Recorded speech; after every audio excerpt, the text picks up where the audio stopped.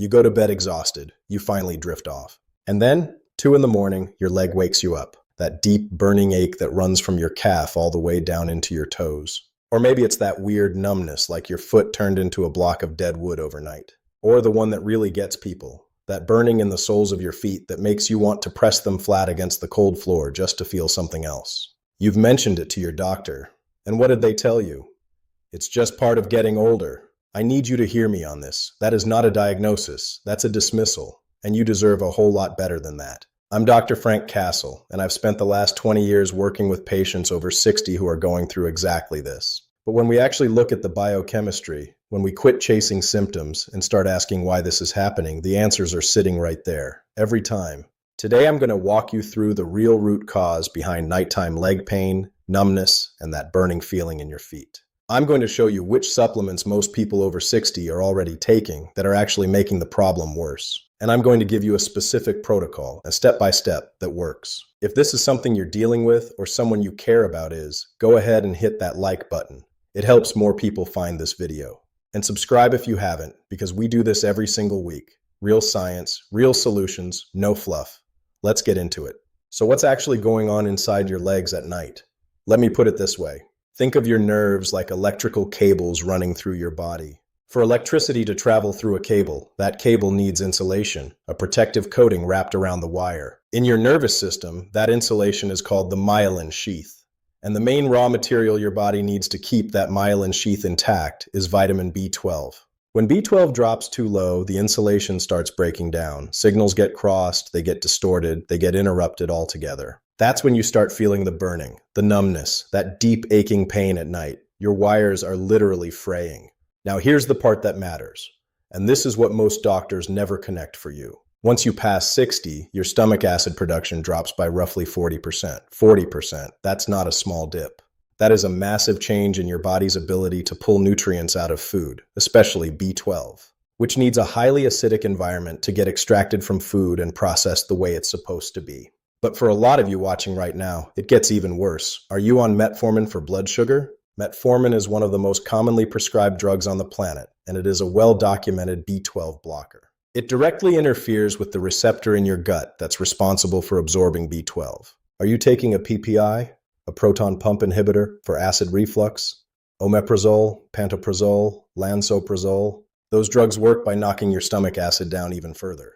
So if you were already struggling to absorb B12 because of your age, a PPI pushes you that much deeper into deficiency territory. And then what happens? Nerve insulation breaks down. Your legs burn at night. Your feet go numb. And your doctor tells you it's just aging. It's not aging. It is a measurable, correctable nutritional deficit. There's a difference. Now I need to talk about something I run into constantly. And honestly, it drives me a little crazy. The mistake is so common and so fixable. Most people grab the most popular supplements they can find at the store. They pick up magnesium oxide. It's cheap, it's on every shelf.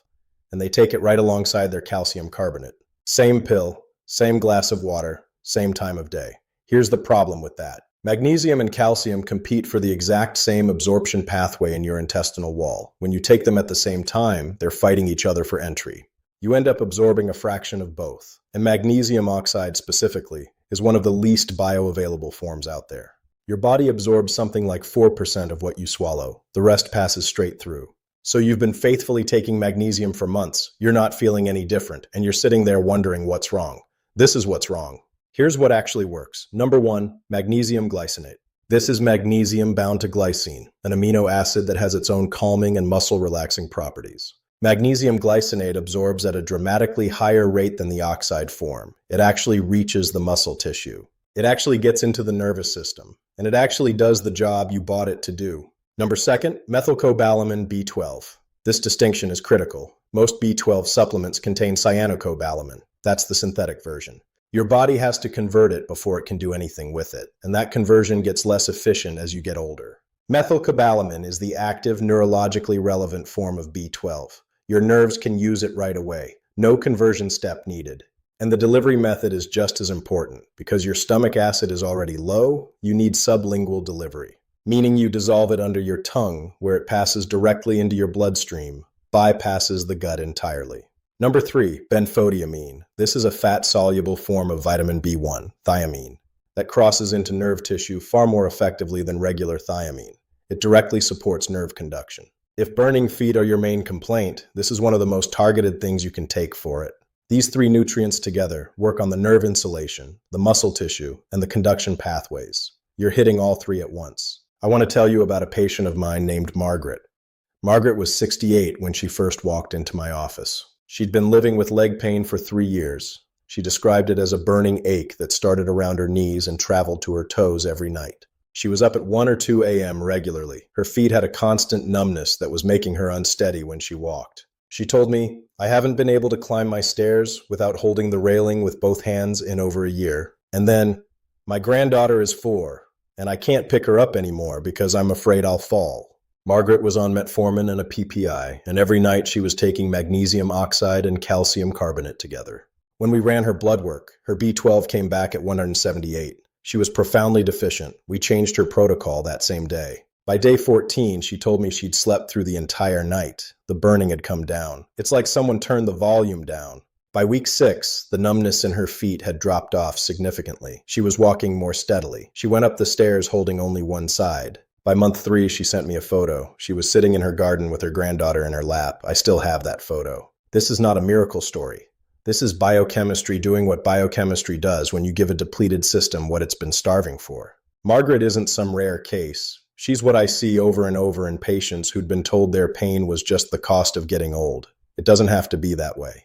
Let me lay out the exact protocol for you, step by step. Morning, empty stomach. Take methylcobalamin B12, 1000 mcg. Sublingual tablet, don't swallow it. Put it under your tongue and let it dissolve all the way. That takes about 60 to 90 seconds. Then wait at least 20 minutes before you eat breakfast. That window gives it the best shot at absorbing directly into your bloodstream. With lunch, take benfotiamine, 150 mg, with your midday meal.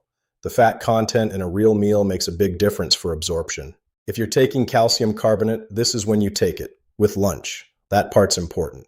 With dinner, take magnesium glycinate, 400 mg, with your evening meal. By keeping them separated, you ensure they're not competing. Taking the magnesium glycinate at night has another benefit. It supports deeper, more restful sleep, which compounds the healing effect. What to expect and when. First week or two, most people notice their sleep improving. The 2 a.m. wake-ups start happening less. Between weeks 3 and 6, nerve symptoms usually start improving more noticeably. The numbness begins to lift. That deep leg ache starts to ease up. By months 2 and 3, if you've stuck with it, a lot of patients report major improvement, some near complete resolution. One thing I want to be upfront about. B12 can take 3 to 6 months to fully rebuild in nerve tissue. You need patience and consistency. This is a restoration process. It's not an overnight fix. Before I wrap up, let me be straight about something. Everything I've gone through today is grounded in published nutritional science and my own clinical experience. But this video is not a substitute for your own doctor. If you're on metformin, a PPI, blood thinners, or any other prescription medication, talk to your physician before you change anything. If you think you might have a significant B12 deficiency, ask your doctor to run a serum B12 test and a methylmalonic acid test too. If you've been dealing with this pain for years and you've been told it's just your age, please stop accepting that. Your body isn't turning on you. It's asking you for something specific, and now you know what that something is. You are not too old to feel better than you feel right now. Margaret's granddaughter sits in her lap these days. That happened because Margaret decided she wasn't going to accept that her suffering was permanent. You can make that same decision. If this video helped, drop a comment below and tell me what you've been dealing with. I go through every single one. Like the video, subscribe, and send it to somebody over 60 who needs to hear this. Take care of yourself. I'll see you in the next one.